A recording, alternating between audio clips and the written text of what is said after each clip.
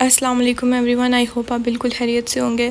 आज जो हम टॉपिक पढ़ने जा रहे हैं वो है चैप्टर नंबर 2 का 5वां टॉपिक, जिसका नाम है ट्रूथ टेबल। ट्रूथ टेबल क्या होते हैं? Truth table are used in logic to show the truth value of statement. अभी स्टेटमेंट क्या होती है? तो लास्ट लेक्चर में हमने पढ़ा था प्रोपोजिशन के बारे में। प्रोपोजिशन ऐसी स्टेटमेंट होती हैं जो या तो ट्रू होती हैं या फॉल्स होती हैं, ठीक है।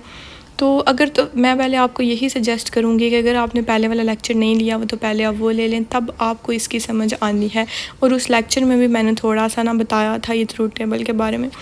अच्छा, अब ट्रूथ टेबल्स जो होते हैं ना, पहली बात कि वो लॉजिक में यूज़ होते हैं उन स्टेटमेंट का बताने के लिए, उन प्रपोजिशन जो स्टेटमेंट्स होती हैं ना उनकी वैल्यूज़ बताने के लिए कि ये ट्रू है या फिर ये फॉल्स है। और ये कैसे, ये गेट्स होते हैं ना जो हमारे पास, ये एंड और नॉट, ये इनकी हेल्प से हम ट्रूथ टेबल बनाते हैं, ठीक है। लॉजिकल एक्सप्रेशन कैसे काम करते हैं, उन गेट्स को लेकर, उन गेट्स की वजह से ये स्टेटमेंट्स हमें बताती हैं कि ये जो logical gates. A truth table list all possible combination of truth values. ये पॉसिबल कम्बिनेशन, ये नीचे ना ये जो नज़र आ रहा है आपको, इससे कहते हैं हम ट्रूथ टेबल, ठीक है। तो ये सारे जितने पॉसिबल कम्बिनेशन बन सकते हैं ना वो उतने बनाता है, डिपेंड करता है आपके पास वैल्यूज़ कितनी हैं। It shows the final result for each combination. हर एक कम्बिनेशन का अलग रिजल्ट बताएगा, हर एक स्टेटमेंट के कम्बिनेशन का, ठीक है। These are important in propositional logic, they are widely used in computer science and math. They help in checking the correctness of logical expression.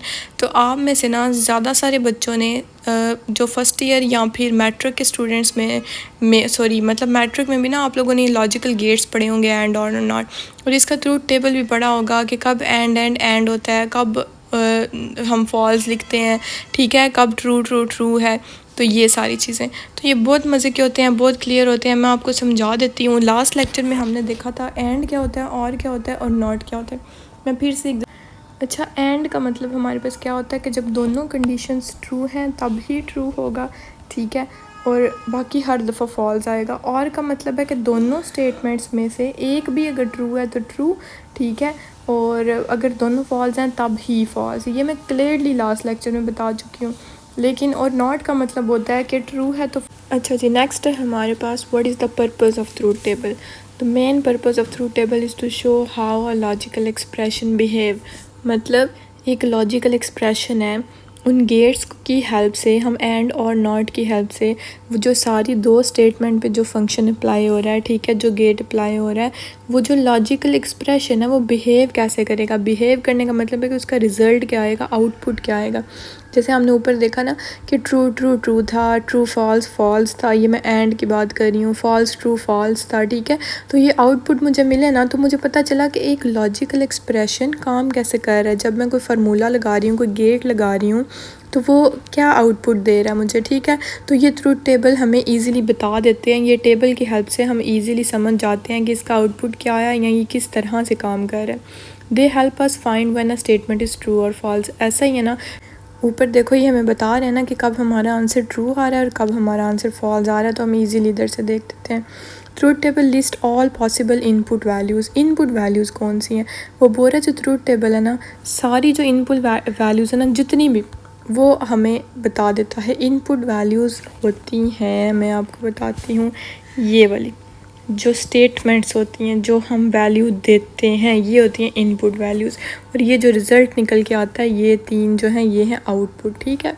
वो इनपुट वैल्यूज़ जो हम देते हैं, जिसकी मदद से हमें रिज़ल्ट मिलता है। They help remove confusion in logical reasoning. Using truth table we can check complex expression easily. तो ये देखो हमारे पास जैसा मर्ज़ी एक्सप्रेशन आ जाए, फॉर एग्ज़ाम्पल कॉम्प्लेक्स प्रॉब्लम के अगर मेरे पास आ जाए ए एंड बी और ए, तो ये देखो ये कॉम्प्लेक्स एक्सप्रेशन है ना, ठीक है। इधर चलो मैं ब्रैकेट लगा लेती हूँ, ठीक है। तो सबसे पहले मैं इन दोनों को सॉल्व करूँगी, इसका जो आंसर आएगा फिर मैं वो उसको इससे सॉल्व कर लूँगी, ठीक है। तो ये होता है कि मतलब जैसा मर्ज़ी एक्सप्रेशन आ जाए हम उसको ईज़िली सॉल्व कर लेते हैं, कर सकते हैं। अच्छा जी, फिर हमारे पास क्या है नेक्स्ट।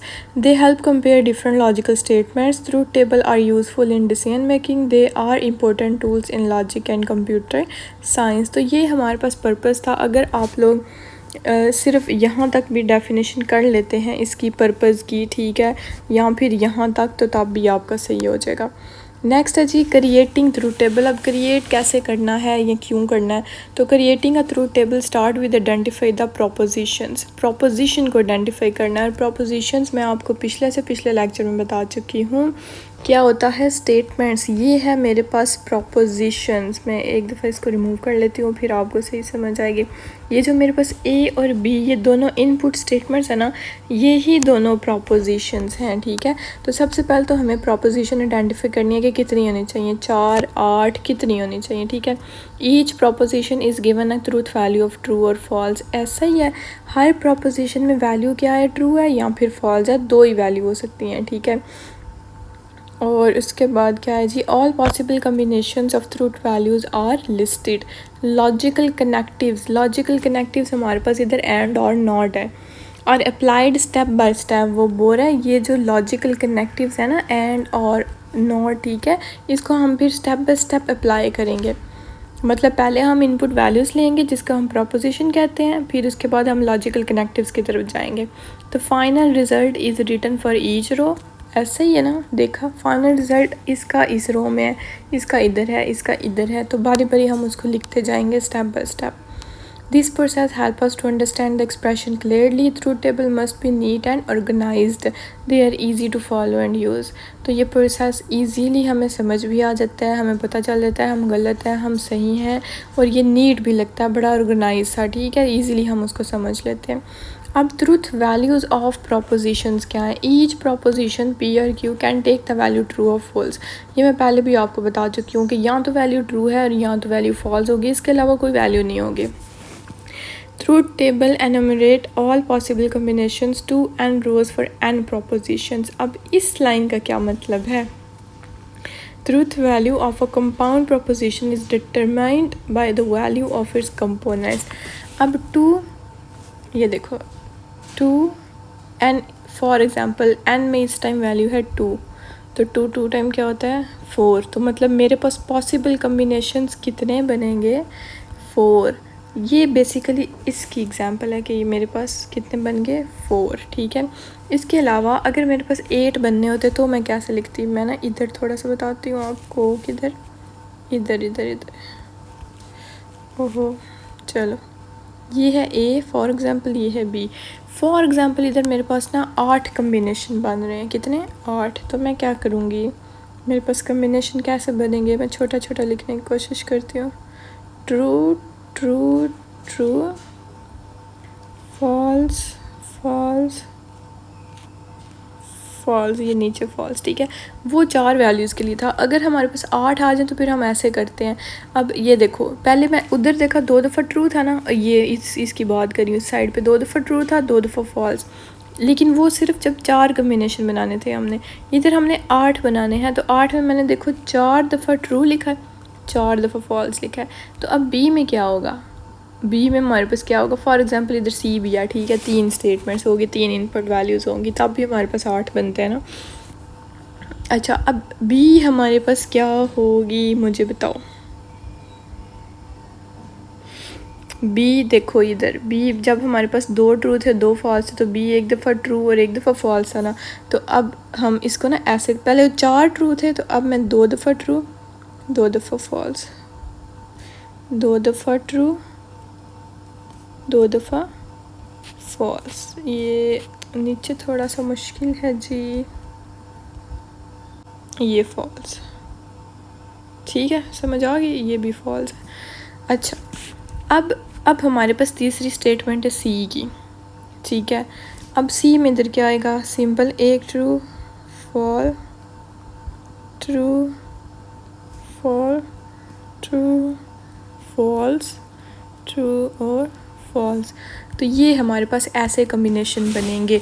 ये जो आपके पास टेबल है, ये जब 2 इनपुट स्टेटमेंट्स होंगी ना, एन का मतलब है इनपुट स्टेटमेंट, तो इधर देखो कितनी इनपुट स्टेटमेंट्स हैं, एक ये मतलब 2 हैं, ए वाली और बी वाली। ये जो टेबल बना हुआ है इसकी बात कर रही हूँ, 2 इनपुट स्टेटमेंट्स हैं, 2 प्रोपोजिशंस हैं, ए और बी।